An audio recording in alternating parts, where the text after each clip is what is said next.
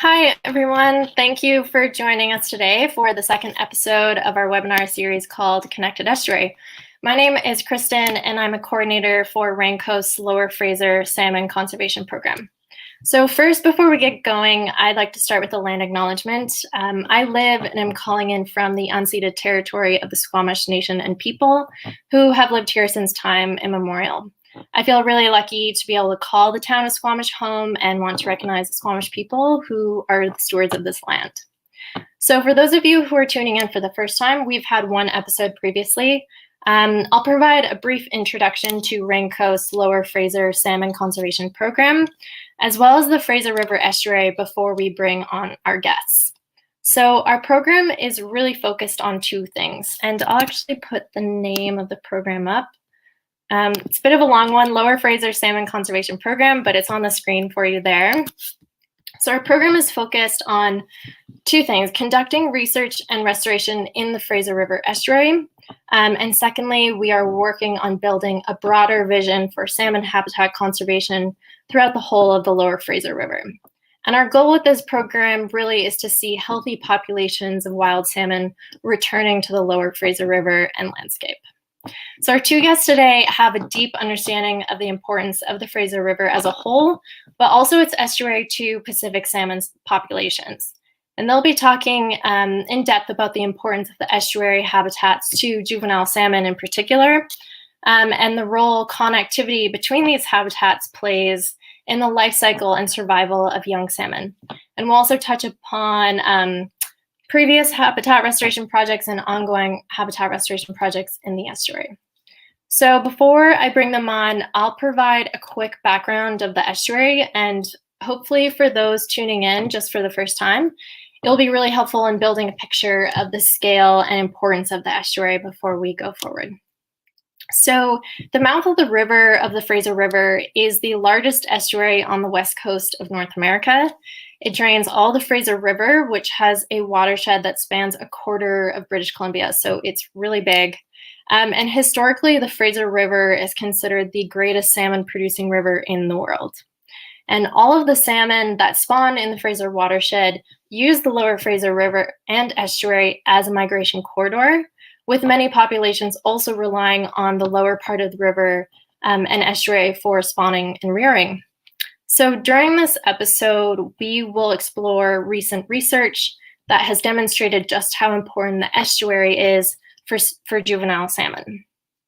And so before I bring on our guests, it'd be great for those of you tuning in to introduce yourselves and where you're calling in from in the chat box provided. We did this last episode, and it was a great way to kind of introduce ourselves as we're virtual. And then also feel free to, as we go through the episode, type in any questions you may have for our guests. We will provide some time at the end of the episode for our guests to answer your questions. So with that, I'm really excited to introduce two of my colleagues who will be joining us today. So Leah Chalafor is a PhD candidate in the Baum Lab at the University of Victoria and is co-supervised by Tara Martin of the Martin Conservation Decisions Lab at the University of British Columbia.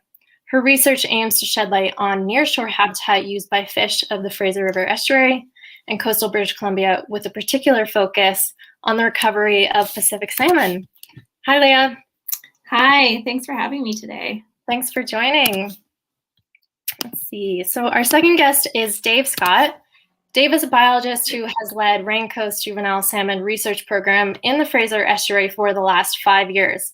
And he's also a PhD student in the Pacific Salmon Ecology and Conservation Lab with Dr. Scott Hinch at the University of British Columbia.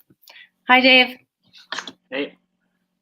Thanks to both of you for joining us for episode 2 of Connected Estuary. I'm really looking forward to chatting with you guys about your research that's really been quite critical in better understanding the importance of different estuary habitats to juvenile salmon, and has provided a lot of insight into how we can restore habitat connectivity. So before we get into the nitty-gritties of research and restoration, I thought it would be good for our participants to really understand your own relationships with the estuary. So this is a question to both of you, just to kind of open it up and paint that picture. What was your path to the Fraser River Estuary? So how did both of you get interested in researching salmon in general, but also like particularly juvenile salmon in the Fraser Estuary? And Leah, let's start with you. Okay, sounds good. Yeah, I mean, I grew up on the coast, and I've always been really passionate about coastal ecology and the natural ecosystems that we have here. And I worked after undergrad for a few years for some different nonprofits, and I just found that I was really missing digging into deeper questions. So I decided I wanted to go back and do a master's. So I had met Julia Baum when I was working for the Galiano Conservancy. And we talked a lot about eelgrass communities, and she was really interested in looking at the resilience of fish communities in eelgrass to human disturbance. So that's kind of how this all started.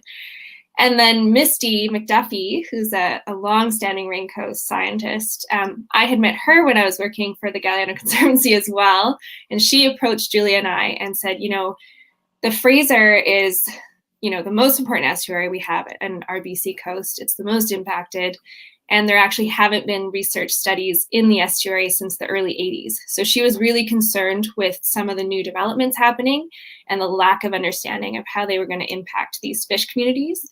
So that kind of led to us developing with Dave the field program that Dave's continuing today, where we started with a habitat comparison study looking at the eelgrass, but also the sand flats and the marsh in the Fraser. And as I kind of did that work, I started to learn more about the Fraser. And I was introduced to Tara because I got to help out with the first priority threat management project she did with Julia and Dr. Laura Keogh in the Fraser Estuary, looking at everything from plants to killer whales and what are the best management strategies we can take to help 102 different species in the Fraser Estuary.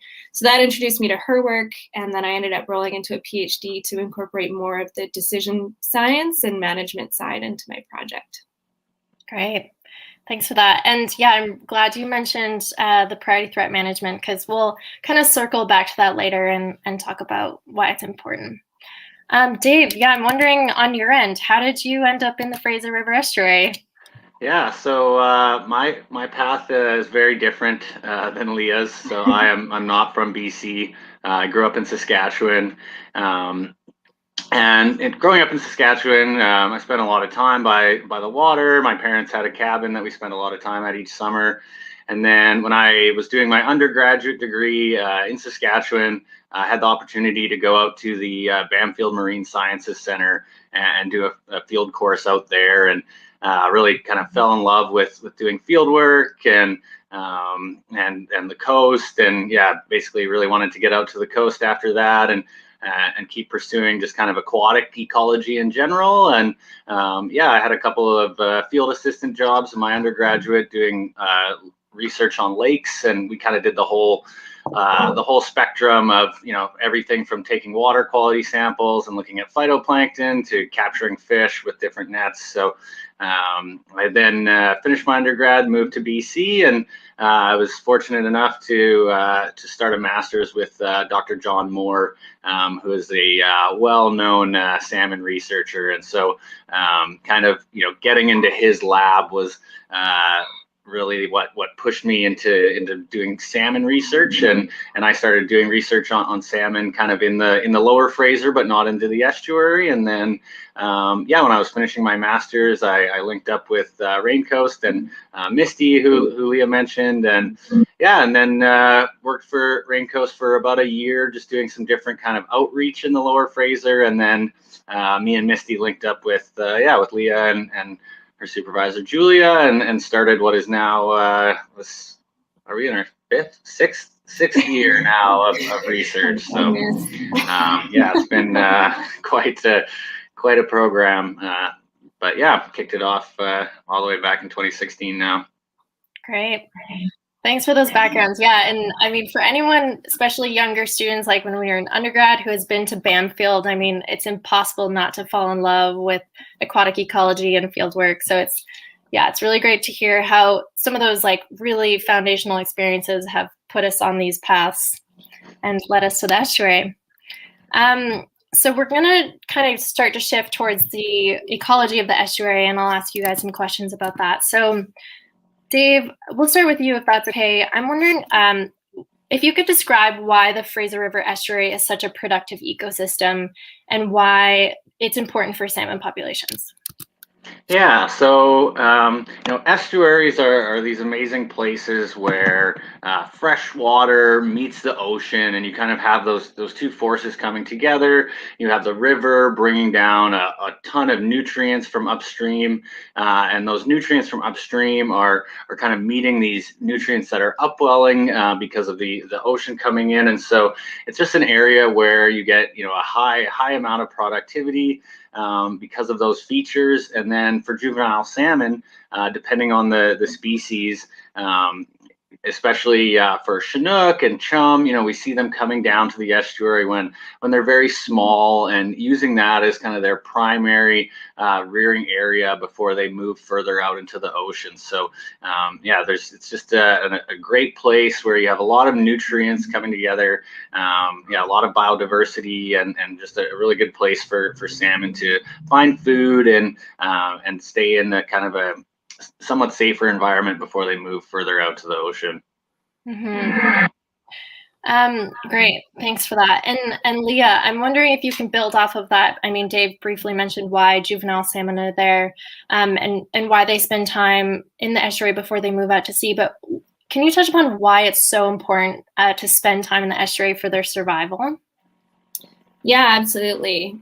So if you can picture being a baby salmon, you're starting your life in this freshwater ecosystem. And then at some point, either in your first year or, up to 2 years later, you are going from this freshwater clear system into this hyper saline water with a bunch of predators that are new to you. And so it's a massive physical transition for these fish, and some of them are more prepared for it at the time that they're migrating downstream than others.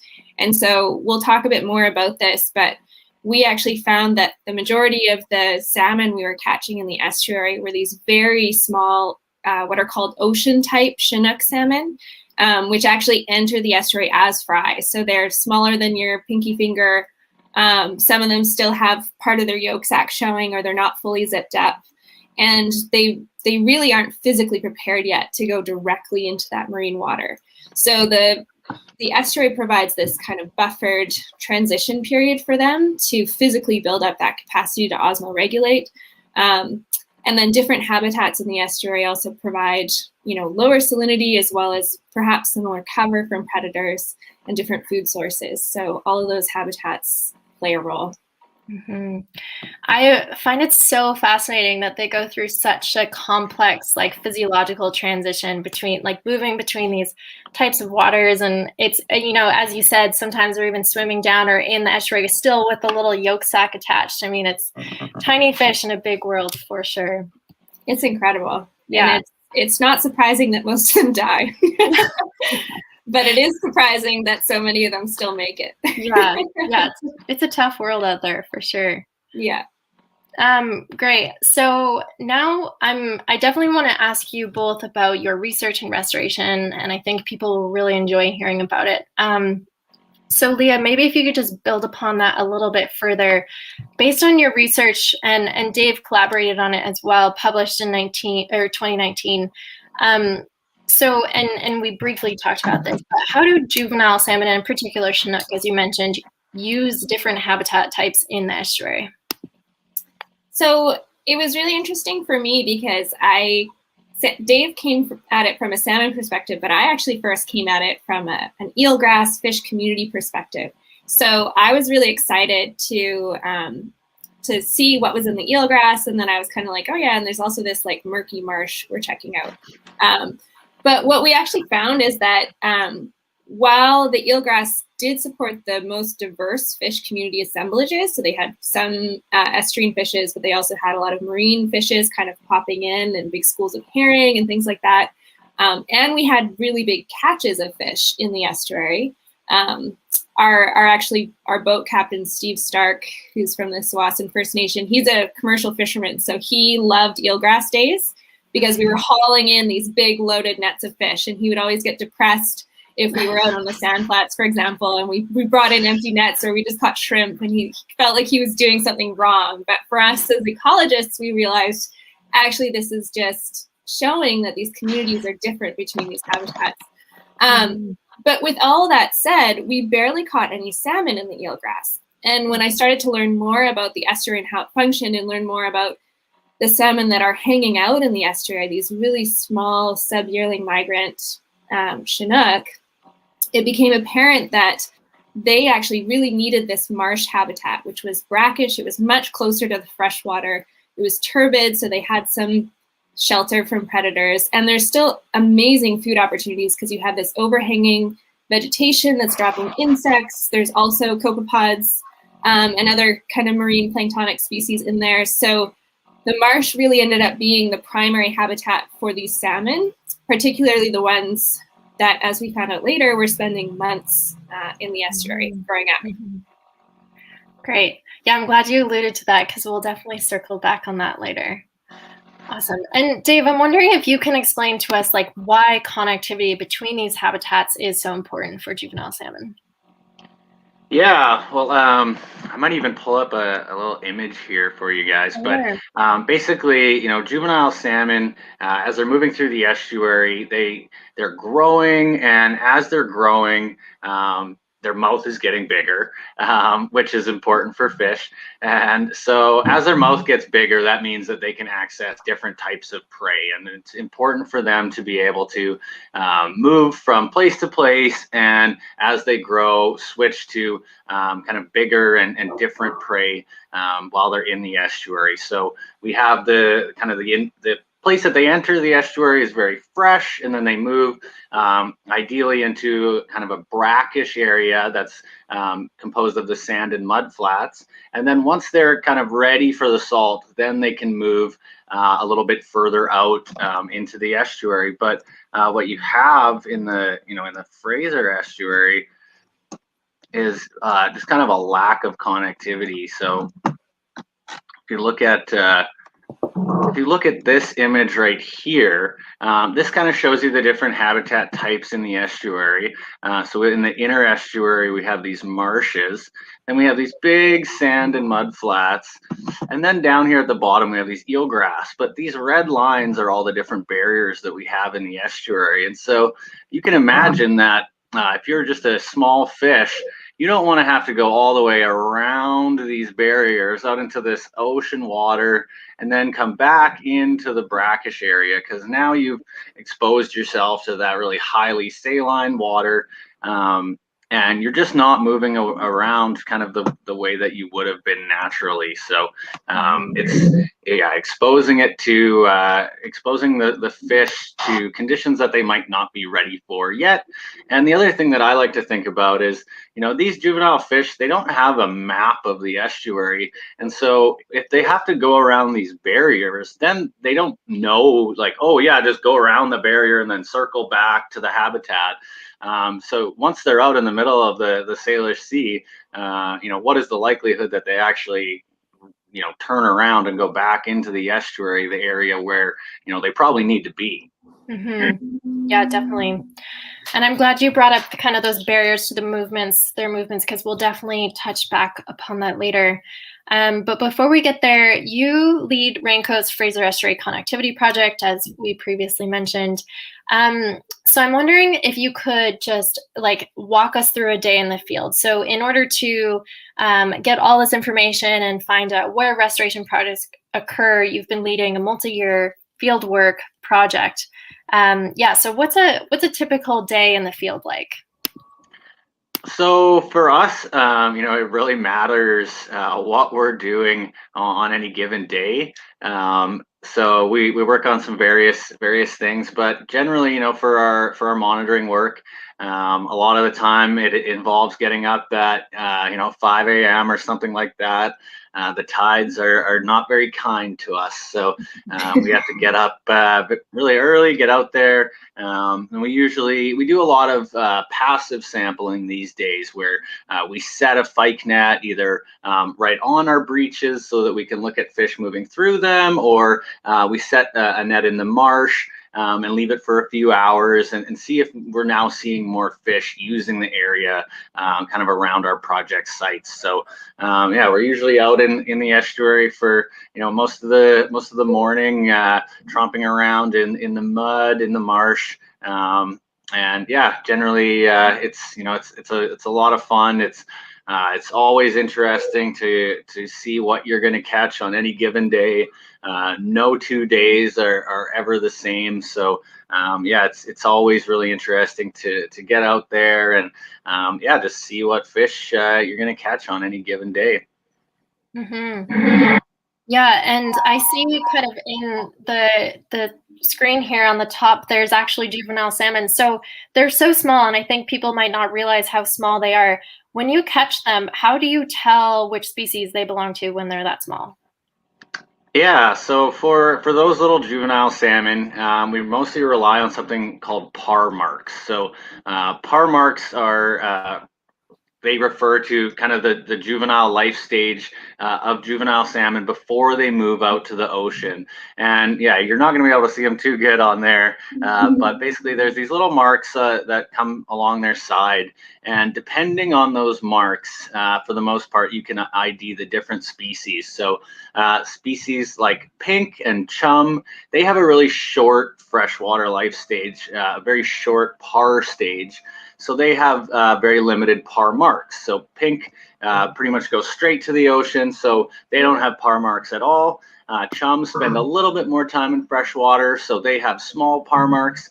And then Chinook and coho, some of which spend a lot of time in freshwater, they have these really distinct kind of football-shaped par marks. And the coho and the Chinook are quite similar. So then you have to start looking at some secondary features, such as the shape of their fins, sometimes the coloration on their fins, and the shape of their bodies as well. So it can be very tricky, especially at this time of year. My field crew is actually out in the field at this moment, and I guarantee you within the last 10 minutes, they all looked at the same viewer and said, is this a chum or a Chinook? So it's, I've been doing this for 6 years, and still sometimes I'm confused. Mm-hmm. So it's, it's a challenge when they're we had lots of debates in the field, and then we were very pleasantly surprised when we got our genetic stock ID samples back after the field season, and it confirmed that we hadn't misidentified almost any of them. I think there was like one that we called a Chinook that was actually a chum or a coho. So in 2016 anyways. And that's a perfect segue, Leah. I'm wondering, both of you, or Leah, you can keep going if you'd like, so you catch the salmon, juvenile salmon, and you can, hopefully identify them just with your eyes, but you were also taking samples to have genetic analyses done. So I'm wondering if you could describe how those samples are actually collected, and then what the process was, and what the genetic results were for.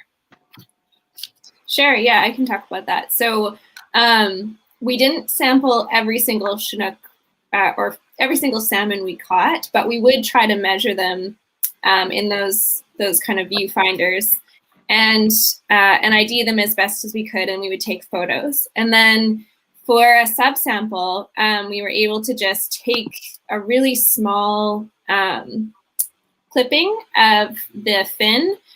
So sometimes you hear about adipose fin clips. That's this small fin back here.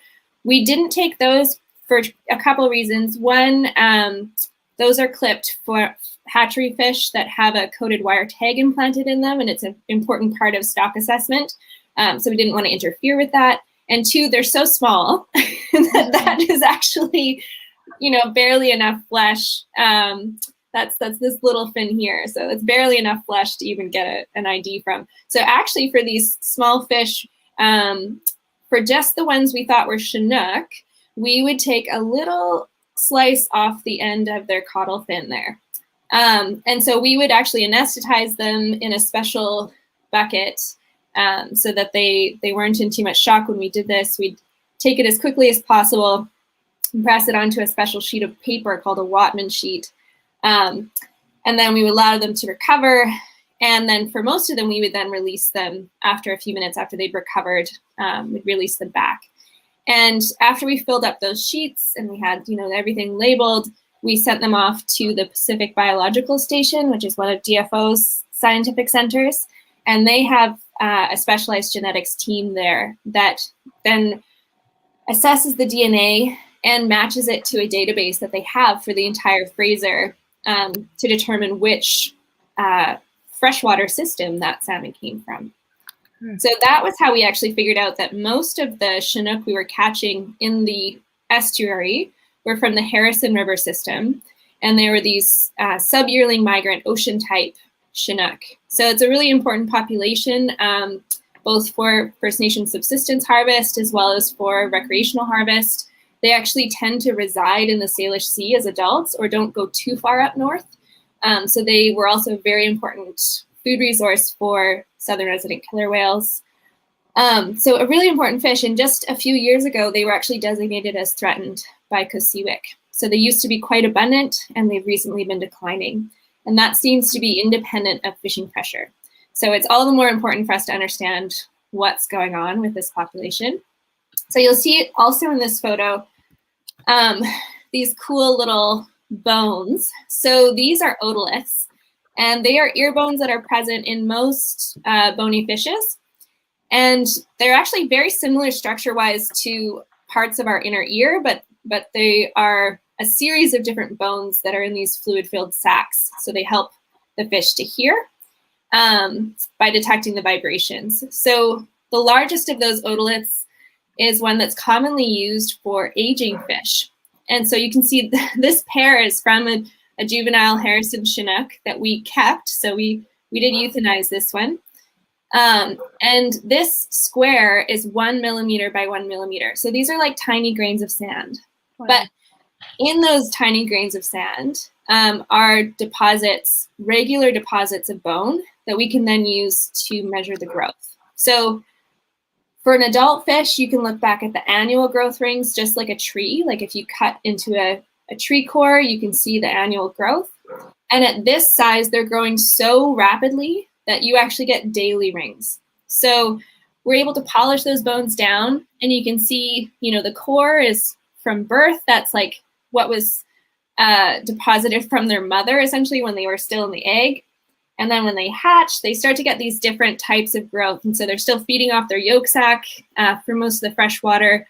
And then we can actually use the chemical signature of the bone to figure out what the water was like at different stages. So here we've identified that this point is where this fish entered the brackish estuary. And now we have these kind of marine elements that are incorporated into the bone. So then we can see how many days it's been since they were in the estuary between when they entered and when we caught them. And we can actually measure how well they grew and compare it back to their body size. So we can figure out their daily growth rate and their total growth since they've been in the estuary. Oops, I'll stop sharing. Yeah. Wow, that's so fascinating. I mean, I think a lot of people are familiar with tree growth rings. So it's so interesting that you can see somewhat of a similar pattern in otoliths, really, which, like an inner ear bone almost. Yeah, it's pretty amazing. So just going on that further, that study was published in 2020, and you and Dave were both part of that research. And so I'm wondering if you can talk about, this Harrison Chinook, which, as you mentioned, are a really important population.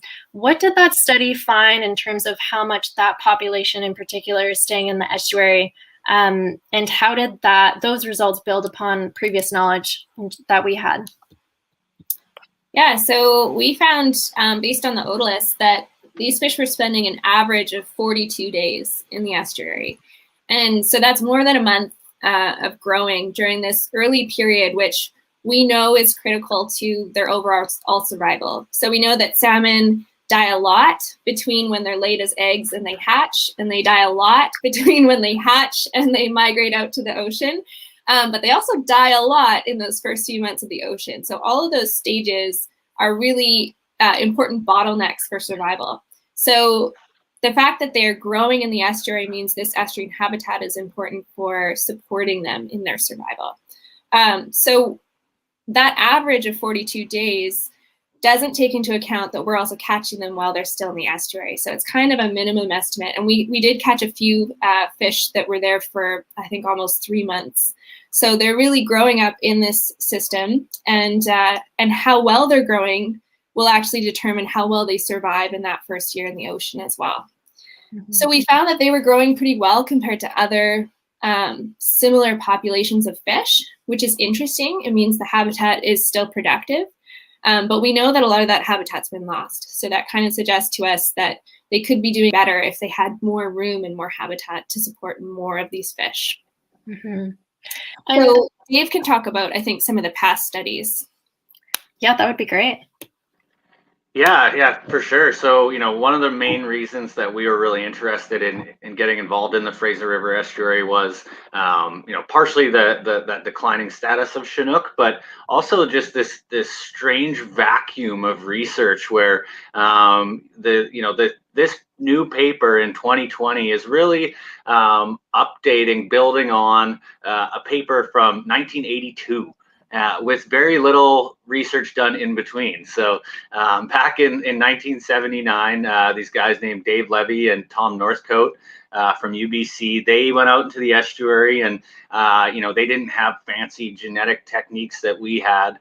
So they were just left to just go out and catch Chinook in the estuary over time, and just look at how the changes in size happened. And they just kind of assumed that they were catching all Harrison Chinook throughout the whole year. And they also kind of stopped sampling a little early. So they kind of got this idea where they thought there was, just one wave of juvenile salmon coming into the estuary and then staying there and growing over time before leaving. And, what we've been able to show is that, they had that mostly right, that it's a big wave of Harrison Chinook coming down into the estuary. But then what we also have seen is that those Harrison Chinook leave, and there's a new wave of Chinook from the South Thompson that use the estuary differently. So we've been able to, kind of confirm that importance to those Harrison Chinook, while kind of also showing that, there's this second wave that comes down of these fish that are also using the estuary. Probably not to the same extent, probably not for the same amount of time. But, this is really giving hard evidence that, these Harrison Chinook are actually staying in the estuary and rearing and growing there, as opposed to kind of a constant trickle from upstream or something like that. Mm-hmm. Great. That really builds up the picture of kind of the movement of different populations at different times and how important it is for different populations of salmon. Dave, I want to keep going with you, if that's okay. So as you talked about, kind of the estuary is this highly modified environment. There's a lot of man-made barriers. And for anyone who's familiar with the lower mainland and the estuary, they've probably seen that. I'm wondering if you can talk about how Raincoast is actually making these openings in the barriers. So maybe if you could talk us through that actual physical restoration work. Yeah, for sure. So we were really fortunate. We kind of partnered with Fisheries and Oceans, and we got a big grant from something called the Coastal Restoration Fund. And so what that allowed us to do was to do monitoring in the estuary, as well as to start doing some restoration. And so it started back in 2016. It was this fund over 5 years.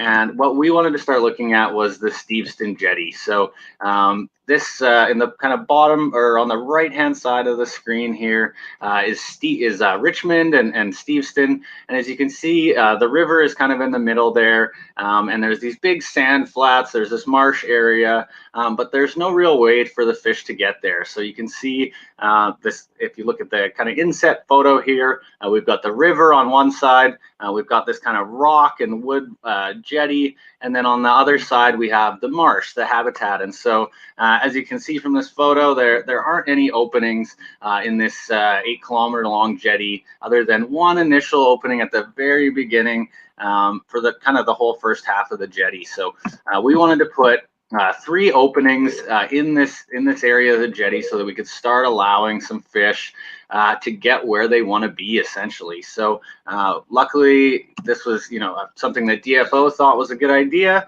and so we're out there with some serious industrial construction equipment. So we've been working with Vancouver Pile and Dredge, and this is some images from the first year of construction at our west breach. So you can see we've got the big crane out there on a barge, and it's taking that jetty material and moving it out of the way to start allowing some flow of water from the river into the marsh, and to start allowing some fish access. And so now you can see this is a little bit for more than a year ago, but this is our breaches kind of right after construction. You can see our west breach already has a nice channel developing.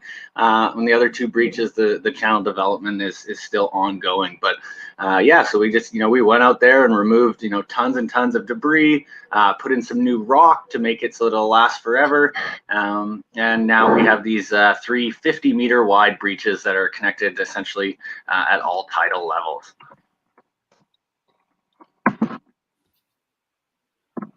Great.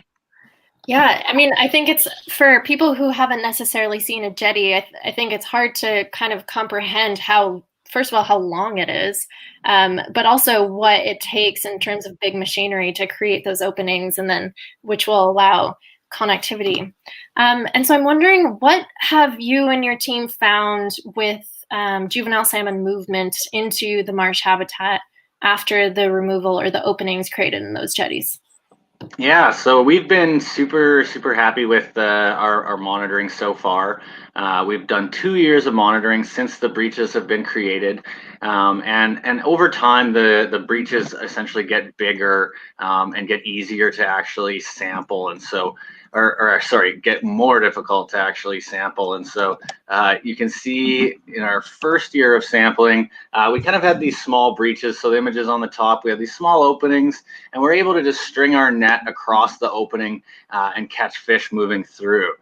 You can see the lower image is 2020, and now these breaches have, because of the movement of water, there's been some erosion and some channel development, just as we had hoped, and we have these large breaches that are actually kind of difficult to sample. But what we've found is in the first year we sampled, I think, on 13 occasions, and we captured about 500 juvenile salmon moving through our breaches. And then when we went back last year, we captured around 1,500. So a big increase in the number that we were capturing. We captured all 5 species of salmon. And we really kind of see, what we see in the rest of the estuary. So when there's a ton of fish around the estuary, like there is at this very moment, we get a lot of chum and juvenile Chinook moving into our traps. Last year was a big wave of sockeye moving out into the estuary, and we captured quite a few of those moving through our breaches, as well as pink and a few coho as well. So yeah, we've been really excited with our captures at our breach locations so far. And yeah, I think we've only had 1 sampling day so far at the East Breach, but I think we caught about 30 juvenile salmon that day, and we'll be out, over the next weeks and months, yeah, for our 3rd year. Great, that's exciting. I'm gonna kind of switch gears and ask both of you to shift your focus to kind of like next steps, if you will, and applying the research that you both have done towards decision making. So Leah, at the very beginning of the episode, you mentioned your collaboration with Tara Martin, who leads the priority threat management work. I'm wondering if how if you could describe to our participants how you will be applying that decision-making tool to salmon populations in the Lower Fraser. Absolutely. So priority threat management is a conservation decision framework that helps to determine what the priority or best actions are that we can take to benefit a group of species or a group of populations. And when you think about salmon and you think about the Lower Fraser, it gets very complicated very quickly. So barriers are one of several different threats to these populations. We also have pollution, we have aquaculture, we have predators, we have fishing, and the list goes on, not to mention the vast habitat destruction that's occurred in the Lower Fraser. And so when you're looking at 5 different species, and we've got 19 populations that are in the Lower Fraser region, which we defined as including, the estuary and all of the tributaries, basically up until Hope and including Lillooet. They are facing different cumulative pressures, and they're at different levels of abundance right now. So what we were able to do is we were able to identify all of the threats that we know about. And for each of those threats, we identify any available management strategies that we could take within this region. So a tricky part of that is that, one of the biggest threats to salmon is climate change. And that's not something you can really focus on at a regional scale in terms of solving the global problem, but that is an ongoing issue for salmon. But what you can do is in your habitat restoration strategies, incorporate an element of planning for future climate change impacts. So we came up with a series of 11 different management strategies, as well as some combinations of strategies. And we were able to pull together data as well as about 40 to 50 different experts from First Nations, from DFO, from universities, as well as fishermen who came together and were able to help us piece together for each management strategy, how much is it likely to actually benefit each of these populations if we implement it? How much is it likely to cost? And how likely is it to succeed? Because that real world element is really important when you're thinking about where to put your conservation dollars. So we could say, let's eliminate humans from the Lower Fraser and restore everything back to a natural landscape. And that would have amazing benefits for salmon, but it's not realistic. We're part of this ecosystem. We're part of this landscape. And so it's finding those realistic actions you can take and then determining which of them are going to have the best bang for your buck, essentially. So yeah, we are actually close to releasing those results. And ultimately, it looks like we need to do a lot. So these populations have been hit really hard. And none of them are likely to be thriving and in super high abundance in 25 years if we continue on the trajectory we're on. And so I would say even with some of the really exciting recent announcements from the province and from the federal governments about investing in salmon recovery, it's going to take a lot more, and it's going to take our society kind of being behind some of these actions and some of these changes. Mm-hmm, definitely. And from your kind of preliminary results, what are the top few conservation strategies that have emerged? So interestingly, we've looked at it from a few different scenarios. If there's uncertainty in costs, and we've kind of looked back and forth at different things. And some of the choices might change at low budgets, but no matter how we look at it, the most impactful strategy is a combination strategy that wholly addresses habitat issues in the Lower Fraser. So it looks at restoring habitat, removing barriers, protecting remaining habitat, implementing watershed hydrology measures, so looking at water licensing and making sure we have good flows and good forestry practices. It's like a really holistic combination strategy that across the board, I think, had the most positive influence for the most populations of salmon across species. Overall, though, what we really found is that in order to get the best bang for our buck, we actually should implement everything we have in our toolkit. We should literally pull out all the stops, which of course costs a lot more. But there's 19 distinct populations in this region. And even if we do everything that we can, and even if we implement a revised kind of co-governance strategy with local First Nations that improves the likelihood of success for all of our strategies, the most populations that we can get to a thriving, abundant green status is 17 out of the 19. So there are still a couple that just will never get there at this point. And so it really shows how heavily they've already been impacted. And so really we just recommend that we hit the ground, we just get going, hit the pavement and start to implement some recovery actions. Mm-hmm, definitely. Dave, in your opinion, what are kind of the research gaps in the Fraser River Estuary? Like, where do you think we need to do more research to better understand the importance of the estuary to juvenile salmon or adult salmon? I'm wondering if you can describe that for our participants. Yeah, I mean, one of the things that I think is really interesting is trying to understand why those fish stay there. So why Leah's fish stayed for 6 weeks, and so is it that they're not ready to move to the ocean, so in some way they're kind of trapped in the estuary, or is it that they're already ready for the salt water, but they're choosing to stay in the estuary because it's a place where they can grow and be safe from predators, and then also just kind of trying to understand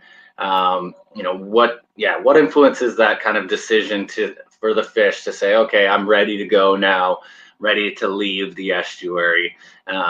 And then also just like trying to understand a bit more of the condition of those fish when they leave the estuary. So, it looks like they're growing fast. Like, is the estuary kind of, performing well for them? Are they leaving the estuary in a good condition? And it's really what's happening in the ocean that's the issue. Or, are we seeing these fish maybe not leaving the estuary in such a great condition, and then, maybe they die in those first months in the ocean, but maybe that's because of issues in the estuary. So I think that's a pretty big gap. And then kind of moving from there, I think we really there's only so much we're going to be able to do in the estuary. There's most of the habitat is not going to be accessible, so I think we have to start looking upstream as well. There's 16 populations of Chinook in the Fraser, 15 of them, or 13 populations in the Fraser, and 12 of them aren't doing well, and only one of them, the Harrison Chinook, really seems to be that estuary reliant group. So those stream type fish that spend a year in freshwater, as far as we could tell, we don't seem to be really doing them any favors in the estuary. So we're going to have to start looking upstream and looking at really challenging things like the water licenses that Leah mentioned. Mm-hmm. Definitely. Yeah, and it's interesting. Dave's also helping out some new DFO research that's looking at the effect of different pollutants on the condition of these fish. So we're just looking at growth, but we still noticed, a lot of them, the par marks are really faded, and maybe that's just something about this system. But when I was researching it in 2016, it's also potentially a sign of physiological stress. We know that research in Puget Sound has shown that there's a ton of contaminants that are causing kills and also decreased condition of juvenile fish migrating over there. So it's highly likely that pollutants are playing a role in their survival, but we don't know how much. So, right. Some opportunities for research for sure, for your postdocs. I'm just going to provide our participants a quick reminder. If anyone does have questions for either Leah or Dave, feel free to start entering them, because we'll leave, 5 to 10 minutes, depending on the amount of questions for you both. But before then, I'm just going to ask kind of a broad question. I like asking this question because it kind of takes you out of your brains and identify some opportunistic things. So if you can wave a magic wand, and remove the constraints of time or money. And Leah, you started to touch upon this with your PTM work and what, in an ideal world, let's say, what we need to do. What research or restoration projects, or even that, just like decision making, would you conduct in the estuary? So maybe tie that in with the threats that are facing the estuary now, and then, you know, with your magic wand, how could you eliminate those and start to restore these populations? You want me to go, Dave? Or are you gonna go? Yeah, I mean, that's, you know, it's tough. Like, we have some projects that we're working on right now. There's definitely some habitat that's available that could be more accessible in the estuary. And then, yeah, just kind of trying to follow the fish for their whole life. That's what you want to do research wise. And the Fraser is really hard to do that because it's such a big river. But I think, you know, we'll get there someday, definitely.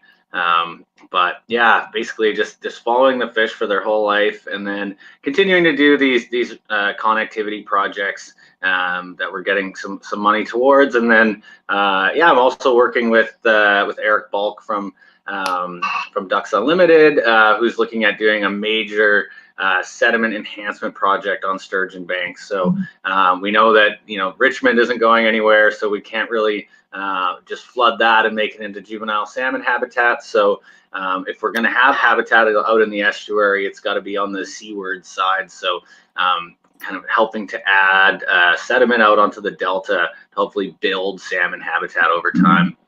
So hopefully we'll get all the funding we need for that as well. Mm-hmm. Yeah, so I'm just pointing, this is Sturgeon Bank here.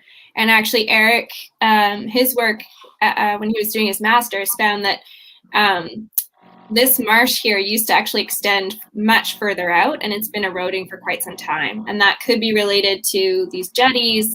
It could be related to different sea level rise of warming, all kinds of different factors, as well as bird activity. But ultimately, you know, this is a big piece of marsh habitat that used to be there for fish and isn't anymore. So yeah, I have a lot of things I would like to do. So Dave and I actually have some otoliths from adult Harrison fish that came back that were in the estuary in 2016. So they're the same cohort that we got the otoliths from, the juveniles. And so someday when both of us have time, what we'd really like to do is look at those adult otoliths and find out, you know, is there a pattern and who made it back? Is it fish that entered first thing in early March, or is it fish that hung out in the Harrison until May and then came down? Because there was a bit of a continuum. You know, did they have different early growth rates? You know, these are things that would be really cool to explore. Or was it more related to how well they were growing in the ocean later? And is that connected or not? So there's some cool research questions. Ultimately, what I would like to see for the estuary is a wake up to our society to stop destroying what habitat is left. So we've already lost so much. Another rain coaster and master student of Tara's, Riley Finn, has done a study on lost habitat to these fish, both in terms of barriers as well as just inaccessible and lost habitat. And it's like over 80% really overall. And I think over 60% of the floodplain. So huge swaths of habitat are just gone to these fish. And if we take any more, there's only one way that can go. So we really need to stop losing the habitat. We're not as good at restoring it as it is at providing habitat if it's just left to do what it's doing. And on that note, we're going to lose habitat to sea level rise. So because there's so many dikes and armored structures preventing the water from infiltrating our communities in the lower mainland, when the water rises, those plants that are used to growing at a particular elevation, they have nowhere to go. They're kind of backed up against a wall. And so there's some cool projects, including a new living dike in Delta, I think, that are trying to look at using special green infrastructure for flood control that allows for some of this vegetation to coexist. But I think we also need to seriously look at where we can punch holes in those jetties and dikes, where we can let water flow so that we can allow the natural creeping of these plants. And so Westham Island is a good one. It's got some of the last remaining pockets of marsh in the lower Fraser and estuary, and a lot of those dikes aren't protecting anything except for the Canadian Wildlife Foundation building, which is behind like a few sets of dikes. So they're studying the birds, they're advocating for the estuary, and I think that it would be a really cool project to allow, most of that island to become marsh again. But yeah, pollution's a big one. Habitat is huge, in my opinion, for this region, and climate change is something we really need to think about. Definitely. Thanks for that. So we've got a couple of questions here in our last 5 minutes or so. And Farah asks, how did you get the ear bone? So going back to otoliths, from live fish to determine age. So maybe you could walk us through, and I think you briefly touched upon it, but maybe just a recap. Yeah, so unfortunately I had to kill them. And Misty can attest, it was an emotional experience every fish we took, but we had to sacrifice some for the understanding of the many. So we euthanized about 200 Chinook in 2016, and then you make an incision in the top of their head and you squeeze the head and the little fluid sac pops up, and then you're able to grab them with tweezers. So it's an interesting experience. Yeah. Okay, we've got a question here, and I'll actually put it on the screen since it's a little long, but is there a predator-prey relationship that has emerged as key to the well-being of the salmon in the estuary that, if supported, would improve their health and their survival? So I'm assuming that's talking about predators eating the salmon. Is that right? Or is it talking about food sources for the salmon? Yeah, I'm not quite sure. And maybe the farm and field school folks who submitted it, maybe you can elaborate just in the chat box here. But I mean, there's quite a variety of food that the juvenile salmon will eat. So they eat insects, which are really nutritious and flow down from the river. They also eat zooplankton that are coming from the marine environment. So there's quite a lot of opportunity for them.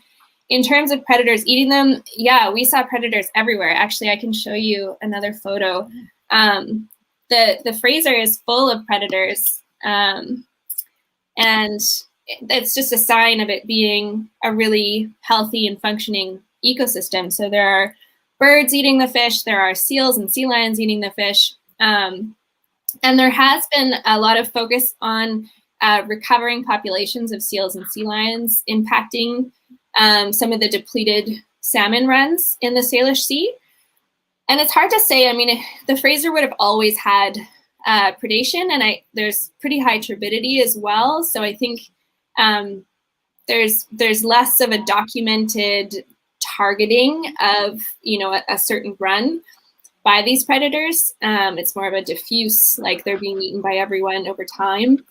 But interestingly, when we looked at these specific 19 populations in the lower Fraser, in the Priority Threat Management Project, we looked at a management strategy that was specifically doing a harvest of seals and even a slight cull of sea lions in this region, just to look at all available options. And it didn't come up as one of the top solutions. And that's a combination of it being not seen as the highest benefit for these particular populations, but also it being very costly and having a lower feasibility in this region in particular. So there's actually an active proposal sitting with DFO right now to conduct a harvest, like a controlled harvest of pinnipeds in the Salish Sea. And so people are putting it forward, but it hasn't gone through yet. And it's in this region, which is so heavily populated by people, and many of whom don't believe in doing a predator call. It's just hard to say how successful it would be. Mm-hmm. Definitely. Yeah, thanks for that. Just in our last minute here, maybe we can answer one more quick question, Dave. So Ryan Bradley asks, I'm wondering if future planning scenarios and or management plan to consider sediment that is being removed from the channel via dredging He says a good deal of it is removed before it can reach the estuary, which presumably would have a major long-term impact to habitat. Yeah, so I briefly touched on the sediment enhancement proposal that we're a part of, and so that project, is to get that dredge ship to actually pull up to the side of the delta and pump that dredge material out onto the delta instead of what they normally do, which is go out to sand heads and dump all the unwanted material. And I think there's a bit of material that they keep and sell. But so this is we're really looking at trying to use that material as a supplement to the delta instead of just dredging and dumping it, which has been a huge detriment to the delta the entire time that it's occurred. Mm-hmm. Thanks. So we're unfortunately out of time, and I see that there's other questions. I'm sorry we can't get to them. But Anik asks if we can provide some more information on the effects of living dikes on the estuary, which is a great question because we will also provide links to Leah's research and Dave's research and the restoration work on our website. And so we can, if you would like to follow up with either of them, the information will be there and you can learn more about their research and their work. So thank you again, Leah and Dave, for joining us today. I know I've learned a lot and I'm sure everyone at home has learned a lot as well. So thanks again for joining us. And to our participants, we will be having our next webinar episode in 2 weeks on April 14th, and we will be having 2 killer whale scientists join us to talk about the connection between the estuary habitat, Chinook salmon, and the survival of killer whales. So thank you all for watching. We really appreciate it. And thanks again, Leah and Dave, for joining. Thanks, Kristen. It's great. Thanks for tuning in, everyone. Bye.